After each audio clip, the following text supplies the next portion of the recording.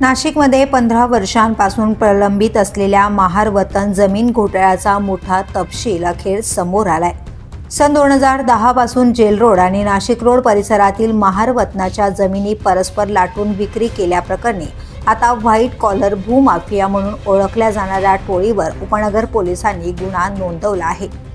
या प्रकरणात थेट राजकारणी माजी नगरसेविका यांचे पती, पक्षाचे जिल्हाध्यक्ष डॉक्टर आणि सराईत गुन्हेगारांची नावे संशयितांमध्ये समोर आली आहेत। त्या डॉक्टर प्रशांत घोडेराव, माजी सभापती पवन पवार, त्याचा भाऊ विशाल पवार, जनसुराज्य शक्ती पक्षाचा जिल्हाध्यक्ष मोहन गायकवाड, माजी नगरसेविका सुषमा पगारे यांचे पती रवी पगारे, विलास लोखंडे, जगदीश गांगुर्डे आदी संशयितांचा यात समावेश आहे।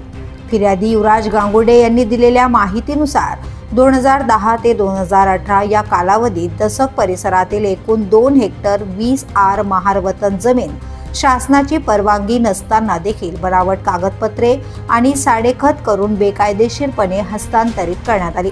यानंतर त्याच जमिनी नागरिकांना विकून लाखोंचा गोरखधंदा केल्याचा आरोप आहे। तर मे 2018 मध्ये पवन पवारने जागा खाली करण्यासाठी 1 कोटी रुपयांची खंडणी मागितली। नकार दिल्यावर विशाल पवारने शिवीगाळ, धक्काबुक्की करत मुर्दा पाडून गाडून टाकीन अशी धमकी दिल्याचाही आरोप फिर्यादीने केलाय।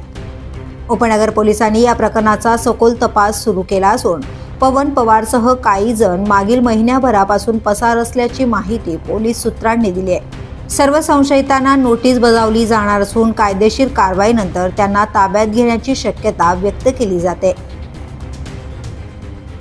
The police news bureau, Nashik.